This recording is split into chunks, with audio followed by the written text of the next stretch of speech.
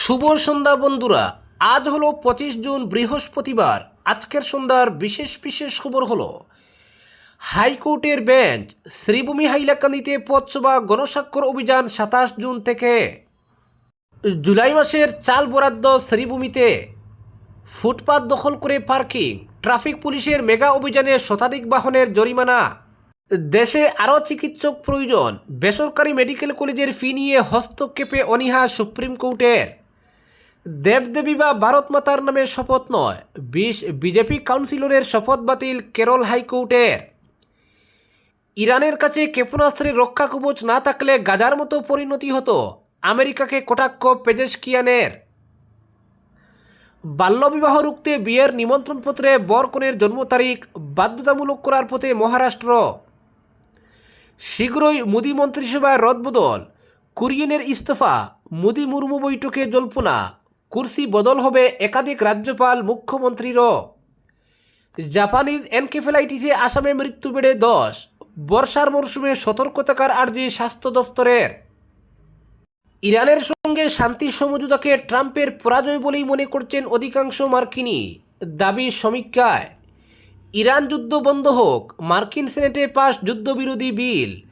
আমার কাজ আরও কঠিন করে দেওয়া হলো, বললেন ক্ষুব্ধ ডোনাল্ড ট্রাম্প। আজ রুকনি নদী থেকে নিখোঁজ বৃদ্ধার দেহ উদ্ধার। এবং সর্বশেষ খবরটি হলো হাইতিকে 4-2 গোলে হারালো মরক্কো। এবারে শুনুন বিস্তারিত খবর। বরাকে হাইকোর্টের স্থায়ী বেঞ্চ স্থাপনের দাবিতে আগামী 27 জুন থেকে শ্রীভূমি এবং হাইলাকান্দি জেলার বিভিন্ন স্থানে পথসভা ও গণস্বাক্ষর অভিযান শুরু হবে। স্থানীয় জেলা অ্যাডভোকেটস বার অ্যাসোসিয়েশনের হল করে শ্রীভূমি এবং হাইলাকান্দি বার অ্যাসোসিয়েশনের সভাপতি সম্পাদক সহ বার অ্যাসোসিয়েশনের সদস্য ও বিশিষ্টজনের উপস্থিতিতে হাইকোর্ট বেঞ্চ রিমান্ড কমিটির সভায় এমনই সিদ্ধান্ত নেওয়া হয়। গণস্বাক্ষর সংগ্রহ করে জেলা আয়ুক্ত সহ জনপ্রতিনিধিদের মাধ্যমে রাজ্যের মুখ্যমন্ত্রী, হাইকোর্টের চিফ জাস্টিস অফ ইন্ডিয়া, রাজ্যপাল এবং রাষ্ট্রপতির কাছেও পাঠানো হবে বলে জানা গেছে। পরবর্তী খবরটি হলো শ্রীভূমি জেলায় জুলাই মাসের প্রধানমন্ত্রী গরিব কল্যাণ অন্ন যোজনার চাল বরাদ্দ করা হয়েছে।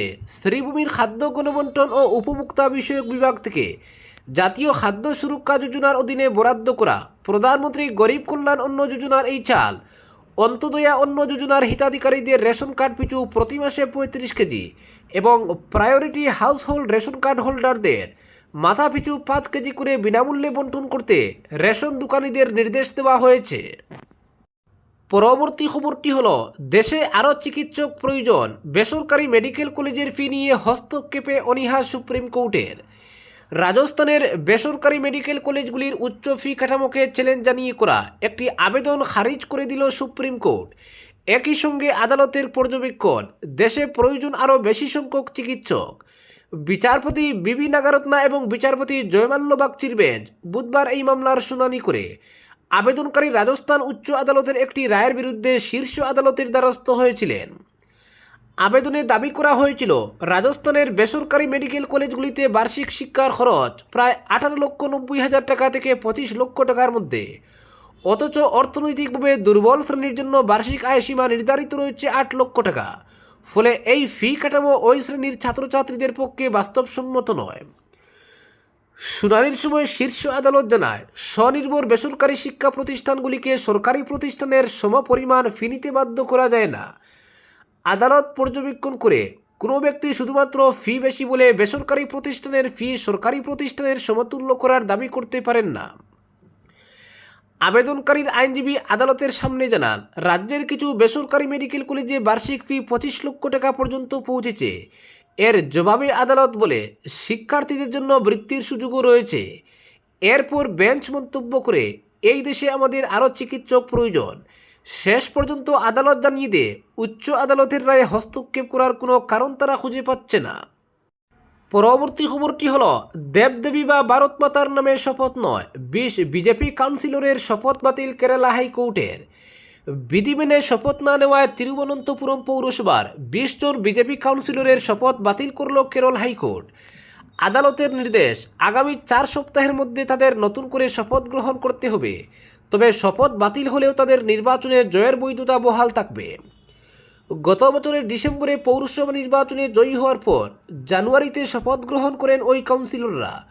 অভিযোগ, শপথ নেওয়ার সময় কেউ ভারত মাতা, কেউ পদ্মনাভ স্বামী, কেউ আয়াপ্পা, আবার কেউ দলের প্রয়াত নেতা বা কর্মীদের নামে শপথ গ্রহণ করেছিলেন। এই শপথ গ্রহণের বৈধতা চ্যালেঞ্জ করে আদালতের দ্বারস্থ হন বাম গণতান্ত্রিক ফ্রন্টের কাউন্সিল দলনেতা এসপি দীপক। বিচারপতি পিবি কৃষ্ণনের বেঞ্চ জানায়, কেরল পৌরসভা আইন 1994 অনুযায়ী জনপ্রতিনিধিদের কেবল ঈশ্বর বা সংবিধানের নামে শপথ নেওয়ার অনুমতি রয়েছে।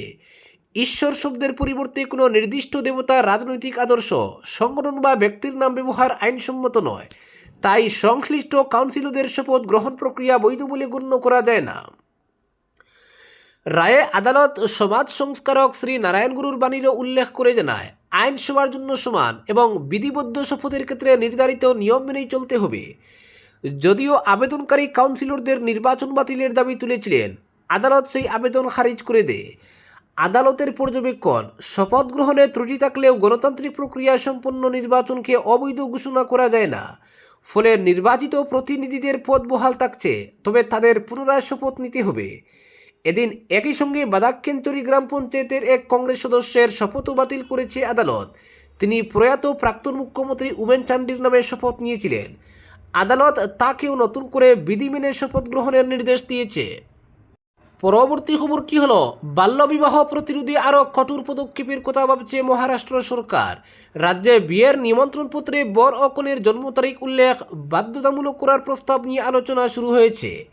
বুধবার বিধানসভায় রাজ্যের মহিলা ও শিশু কল্যাণ মন্ত্রী অদিতি তটকরে জানান, আগামী 5 বছরের মধ্যে মহারাষ্ট্রে বাল্যবিবাহের হার 10% নিচে নামিয়ে আনার লক্ষ্য নিয়েছে সরকার। সেই লক্ষ্য পূরণে বিভিন্ন নতুন পদক্ষেপের মধ্যে অন্যতম হতে পারে নিমন্ত্রণপত্রে জন্ম তারিখ বাধ্যতামূলক করার নিয়ম। এই বিষয়ে ইতিমধ্যেই রাজস্থানের অভিজ্ঞতা খতিয়ে দেখা শুরু হয়েছে। সেখানে দীর্ঘদিন ধরেই বিয়ের কার্ডে বর কনের জন্ম তারিখ উল্লেখ করার প্রচলন রয়েছে। পরবর্তী খবরটি হল, তৃতীয় মোদী সরকারের 2 বছর পূর্তির পরই দেশ জুড়ে সাংগঠনিক ও প্রশাসনিক স্তরে বিরাট বদল করতে চলেছে বিজেপি, অন্তত জল্পনা তেমনটাই। কেন্দ্রীয় সংখ্যালঘু উন্নয়ন প্রতিমন্ত্রী জর্জ কুরিয়েনের ইস্তফা সেই জল্পনা উস্কে দেয়। এরই মধ্যে রাষ্ট্রপতি দ্রৌপদী মুর্মুর সঙ্গে প্রধানমন্ত্রী নরেন্দ্র মোদীর বৈঠক এই জল্পনায় গৃতাহুতি দিয়েছে। সূত্রের খবর, দ্রুত কেন্দ্রীয় মন্ত্রিসভায় রদবদল করতে চলেছেন প্রধানমন্ত্রী। এখানেই শেষ নয়, একাধিক রাজ্যের মুখ্যমন্ত্রী, রাজ্যপাল পদেও বদল আসতে পারে। গতকালই ইস্তফা দিয়েছেন কেন্দ্রীয় সংখ্যালঘু মন্ত্রকের প্রতিমন্ত্রী জর্জ কুরিয়েন। রাজ্যসভার সাংসদ হিসেবে তার কার্যকালের মেয়াদ শেষ হওয়াতেই তিনি মন্ত্রী হিসেবে ইস্তফা দিয়েছেন। পরে রাষ্ট্রপতি ভবনের তরফে তার ইস্তফার কথা সরকারিভাবে জানানো হয়েছে। কুরিয়েনের মতো রাজ্যসভার মেয়াদ ফুরিয়েছে রেল প্রতিমন্ত্রী রবনীত বিট্টুর। সূত্রের খবর, তিনিও দ্রুত ইস্তফা দেবেন। এই দুজনকেই নিজ নিজ রাজ্যে সংগঠনের কাজ করার নির্দেশ দেওয়া হয়েছে। কুরিয়েন এবার কেরলে দলের সংগঠনের ভিত মজবুত করার কাজ করবেন, আর রবনীত বিট্টুকে পাঞ্জাবের নির্বাচনে গুরুদায়িত্ব দেওয়া হতে পারে। এরই মধ্যে গতকাল সন্ধ্যায় পদ্ম পুরস্কারের অনুষ্ঠান শেষ হওয়ার পরে রাষ্ট্রপতি দ্রৌপদী মুর্মুর সঙ্গে বৈঠক করেন প্রধানমন্ত্রী মোদী, যা কেন্দ্রীয় মন্ত্রিসভায় রদবদলের জল্পনাকে আরও তীব্র করেছে। শোনা যাচ্ছে খুব শীঘ্রই কেন্দ্রীয় মন্ত্রিসভায় রদবদল হবে। একাধিক মন্ত্রীর ভূমিকা আতশ কাচের নিচে, তাদের ইস্তফা দিতে বলা হবে। কিছু মন্ত্রীকে রাজ্যপাল করে পাঠানো হতে পারে, কাউকে দায়িত্ব দেওয়া হতে পারে বিদেশে রাষ্ট্রদূতের। এখানেই শেষ নয়, একাধিক রাজ্যের মুখ্যমন্ত্রীও বদলের চিন্তাভাবনা করছে গেরুয়া শিবির। কিন্তু কেন এই বদল? এক তো 12 বছর পর সরকারের বিরুদ্ধে প্রতিষ্ঠান বিরোধিতার দানা বাঁধার আশঙ্কা রয়েছে, সেটা এড়াতে কিছু নতুন মুখ আনা হবে।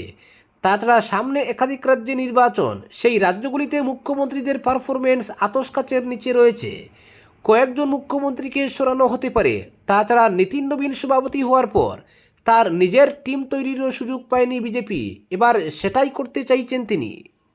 পরবর্তী খবরটি হলো, ইরানের বিরুদ্ধে যুদ্ধের প্রশ্নে এবার নিজের দেশেই ধাক্কা খেলেন মার্কিন প্রেসিডেন্ট ডোনাল্ড ট্রাম্প। প্রেসিডেন্টের যুদ্ধ পরিচালনার ক্ষমতা সীমিত করতে একটি গুরুত্বপূর্ণ প্রস্তাব অনুমোদন করেছে মার্কিন সেনেট। উল্লেখযোগ্যভাবে শুধু বিরোধী ডেমোক্রেট সদস্যরাই নন, ট্রাম্পের নিজ দল রিপাবলিকান পার্টির একাধিক সদস্য এই প্রস্তাবের পক্ষে ভোট দেন। চলতি বছরের 28 ফেব্রুয়ারি থেকে ইরানের বিরুদ্ধে সামরিক অভিযান চালিয়ে আসছে আমেরিকা। বর্তমানে সংঘর্ষের তীব্রতা কিছুটা কমলেও দুই দেশের মধ্যে উত্তেজনা অব্যাহত রয়েছে। যুদ্ধ শুরুর পর থেকেই এর বিরোধিতা করে আসছিল ডেমোক্রেটরা। চলতি মাসের শুরুতে প্রতিনিধি পরিষদে অনুমোদিত হওয়ার পর মঙ্গলবার সিনেটে 50-48 ভোটে প্রস্তাবটি গৃহীত হয়। বর্তমানে ইরান ও আমেরিকার মধ্যে অস্থায়ী যুদ্ধবিরতি কার্যকর রয়েছে। আগামী দিনে স্থায়ী সমঝোতার লক্ষ্যে দুই দেশই আলোচনা চালিয়ে যাচ্ছে। এমন পরিস্থিতিতে সেনেটে ভোটাভুটির দাবি তোলেন বিরোধী দলের শীর্ষ নেতা চাক শুমার। তার অভিযোগ, ট্রাম্পের দলের বহু সদস্য ব্যক্তিগতভাবে প্রেসিডেন্টের ইরান নীতির বিরোধিতা করলেও প্রকাশ্যে মুখ খুলছে না। সেই অবস্থান স্পষ্ট করতে এই ভোটাভুটির উদ্যোগ নেওয়া হয়। তবে বিষয়টি শুধু রাজনৈতিক মত পার্থক্যের মধ্যেই সীমাবদ্ধ নয়। সেনেটে আলোচনার সময় উঠে আসে 1973 সালের একটি গুরুত্বপূর্ণ আইন, যেখানে বিদেশের সামরিক সংঘাতে মার্কিন বাহিনী অংশ নিলে নির্দিষ্ট সময়সীমার মধ্যে কংগ্রেসের অনুমোদন নেওয়ার বিধান রয়েছে। সমালোচকদের দাবি, ইরান ইস্যুতে সেই বিধান যথাযথভাবে মানা হয়নি। মার্কিন রাজনৈতিক মহলে এই ঘটনাকে ট্রাম্প প্রশাসনের জন্য বড় ধাক্কা হিসেবে দেখা হচ্ছে। পাশাপাশি যুদ্ধ সংক্রান্ত বিষয়ে কংগ্রেসের উভয় কক্ষে এ ধরনের প্রস্তাব সহজভাবে গৃহীত হওয়ার ঘটনা নজিরবিহীন বলেও মনে করা হচ্ছে। যদিও প্রস্তাবটি কার্যকর হওয়ার সম্ভাবনা কম, কারণ এতে প্রেসিডেন্টের ভেটো দেওয়ার সাংবিধানিক ক্ষমতা রয়েছে। পরবর্তী খবরটি হলো, ইরানের প্রতিরক্ষা শক্তির মূল ভিত্তি হিসেবে ক্ষেপণাস্ত্র কর্মসূচির গুরুত্ব তুলে ধরে আমেরিকা ও ইসরায়েলের বিরুদ্ধে তীব্র আক্রমণ শানালেন ইরানের প্রেসিডেন্ট মাসুদ পেজেশকিয়ান।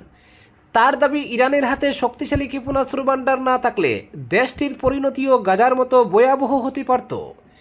পাকিস্তান সফরে গিয়ে এক সাক্ষাৎকারে পেজেশকিয়ান বলেন, ইরানের প্রতিরক্ষা সক্ষমতা শত্রুপক্ষের আগ্রাসন রুখে দিয়েছে। তার বক্তব্য, শক্তিশালী প্রতিরক্ষা ব্যবস্থা না থাকলে সাধারণ নাগরিকদের নিরাপত্তা মারাত্মকভাবে বিঘ্নিত হতো এবং নির্বিচারে হামলার শিকার হতে পারত গোটা দেশ। একই সঙ্গে মানবাধিকার প্রসঙ্গে আমেরিকার অবস্থান নিয়ে প্রশ্ন তুলেন ইরানের প্রেসিডেন্ট। তার অভিযোগ, মানবাধিকার নামে যে অবস্থান তুলে ধরা হয়, বাস্তবে তার সঙ্গে কাজের মিল নেই। পেজেশকিয়ান স্পষ্ট করে দেন, ইরান নিজের প্রতিরক্ষা সক্ষমতা নিয়ে কোনো দেশের সঙ্গে আপোষ বা আলোচনা করতে রাজি নয়। ইরান ও আমেরিকার মধ্যে স্বাক্ষরিত সমঝোতা স্মারক নিয়েও মুখ খুলেন তিনি। তার দাবি, ওই চুক্তিতে ইরানের ক্ষেপণাস্ত্র কর্মসূচি বা প্রতিরক্ষা ব্যবস্থার বিষয়ে কোনো শর্ত বা আলোচনা অন্তর্ভুক্ত ছিল না। পাকিস্তানের প্রধানমন্ত্রী শাহবাজ শরীফও একই দাবি সমর্থন করে জানিয়েছেন, দুই দেশের আলোচনায় ব্যালিস্টিক ক্ষেপণাস্ত্র কর্মসূচি কোনো আলোচ্য বিষয় ছিল না। পেজেশকিয়ানের মতে, আন্তর্জাতিক সম্পর্কের ক্ষেত্রে দ্বৈত নীতি গ্রহণযোগ্য নয়। কিছু দেশের কাছে উন্নত অস্ত্রভান্ডার থাকবে, অথচ অন্য দেশকে সেই অধিকার থেকে বঞ্চিত করা হবে। এমন অবস্থান ন্যায়সঙ্গত হতে পারে না বলেও মন্তব্য করেন তিনি। পরবর্তী খবরটি হলো, অবশেষে রুকনি নদী থেকে উদ্ধার হলো শেওড়ারতল জিপির বাগেলা গ্রামের বাসিন্দা বেলারানী দাসের মরদেহ। সন্দেহ করা হয়েছিল তিনি নদীতে তলিয়ে যাওয়ার। আজ দুপুরে চান্দিঘাট এলাকায় রুকনি নদী থেকে উদ্ধার করা হয় বৃদ্ধার মৃতদেহ। বুধবার রুকনি নদীর পাড়ে মিলে লাঠি। এরপর পরিবারের লোকদের সন্দেহ হয় তিনি নদীতে ডুবে গেছেন। প্রয়াতের ছেলে সঙ্গে সঙ্গে স্থানীয়দের খবর দেন। খবর পেয়ে গ্রামবাসী ঘটনাস্থলে জড়ো হন এবং বিষয়টি লায়লাপুর পুলিশ পেট্রোল আউটপোস্টে জানানো হয়। খবর পেয়ে লায়লাপুর পুলিশ পেট্রোল আউটপোস্টের পুলিশ ও এনডিআরএফ ও এসডিআরএফের উদ্ধারকারী দল ঘটনাস্থলে পৌঁছে রুকনি নদীতে তল্লাশি অভিযান শুরু করে। তবে বুধবার সন্ধ্যা পর্যন্ত নদীতে ব্যাপক অনুসন্ধান চালানো হলেও বৃদ্ধার কোনো সন্ধান পাওয়া যায়নি। পরিবার সূত্রে জানা গেছে, বেলারানী দাস দীর্ঘদিন ধরে পক্ষাঘাতে আক্রান্ত ছিলেন এবং স্বাভাবিকভাবে কথা বলতে পারতেন না। বুধবার সকালে তার ছেলে মনোজ কুমার দাস মাকে খাবার খাইয়ে কিছু কাজের জন্য বাইরে যান। দুপুর প্রায় 2টার দিকে বাড়িতে ফিরে তিনি দেখতে পান ঘরের দরজা বন্ধ ও মা বাড়িতে নেই। তিনি আশেপাশে খোঁজাখুঁজি শুরু করেন। এক পর্যায়ে বাড়ির পাশ দিয়ে যাওয়া রাস্তার পূর্ব দিকে থাকা রুকনি নদীর ঘাটে মায়ের ও ব্যবহৃত লাঠিটি পড়ে থাকতে দেখেন। এতে তার সন্দেহ হয় মা নদীতে পড়ে গেছেন।